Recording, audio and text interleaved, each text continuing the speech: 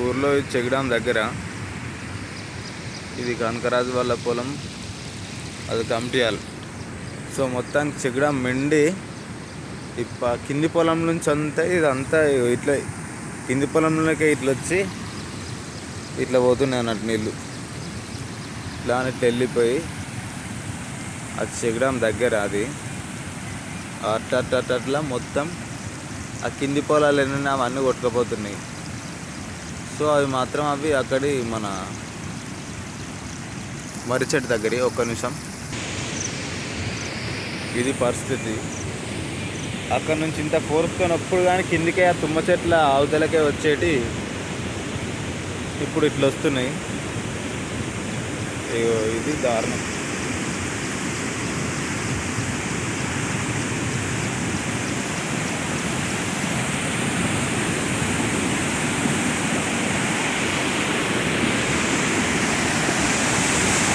Check dam మొత్తం మునిగిపోయింది. Minimum check డ్యామ్కు 2 గాజులు అది ఎన్ని ఒక 3 ఇటుకలు తేలున్నాయి అంతే. ఆ 3 ఇటుకలు అయితే మొత్తం కనకరాజుల పొలం మొత్తం మునిగిపోతుంది.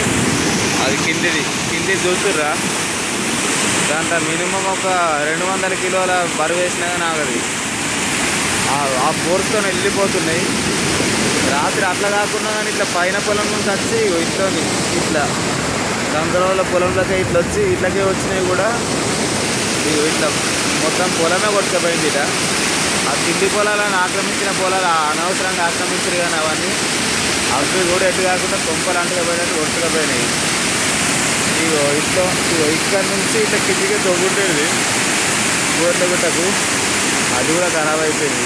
సో ఈ మొత్తానికి అయితే రాజకీయపేట గ్రామంలో మాలల్ల చెక్ డ్యామ్ వద్ద చోటు చేసుకున్న విషయం ఇది.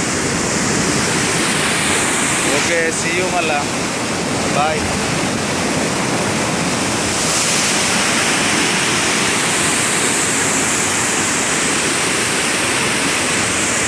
నీళ్ళు మన అయితే బుద్ధి నుంచి ఎప్పుడు లేదు. చెక్ డ్యామ్ మీద కాలు పెడితే కరెక్ట్ ఇప్పుడు ఆడ ముస్తాబా చెరువులు ఉంటాం, ఇంకేం లేదు ఇక.